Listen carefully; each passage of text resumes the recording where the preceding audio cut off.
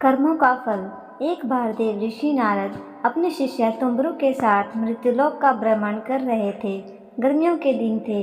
गर्मी की वजह से वह पीपल के पेड़ की छाया में जा बैठे।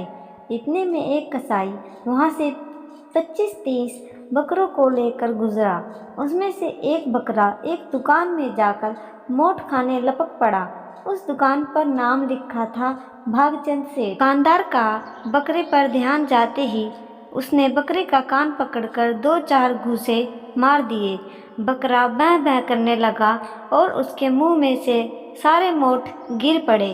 फिर कसाई को बकरा पकड़ाते हुए कहा, जब इस बकरे को तू हलाल करेगा तो इसकी मुंडी मेरे को देना, क्योंकि यह मेरे मोठ खा गया है।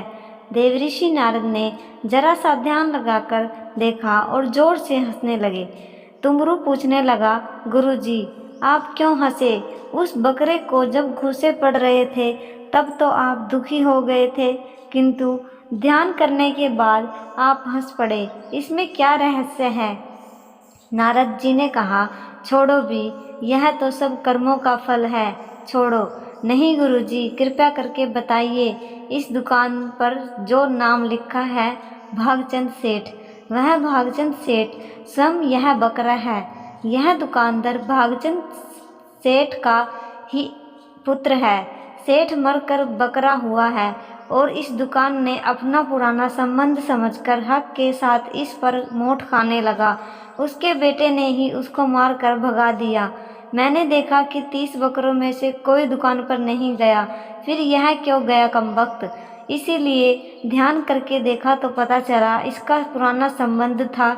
जिस बेटे के लिए भागचंद ने इतना कमाया था, वही बेटा मोठ के 4 दाने भी नहीं खाने देता और गलती से खा लिए तो उसी बाप की मुंडी मांग रहा है।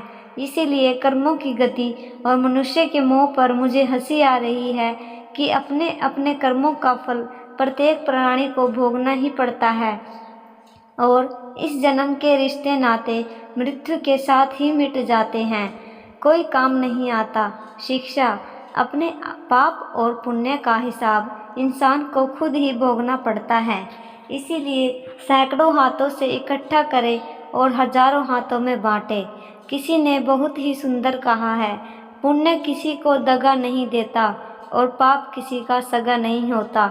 जो कर्म को समझता है उसे धर्म को समझने की ज़रूरत ही नहीं।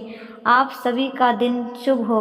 अगर आपको यह कहानी अच्छी लगी हो और आपके दिल को छू गई हो तो प्लीज़ हमारे चैनल को ज़्यादा से ज़्यादा सपोर्ट करें और सब्सक्राइब करें, वीडियो को लाइक और शेयर करें।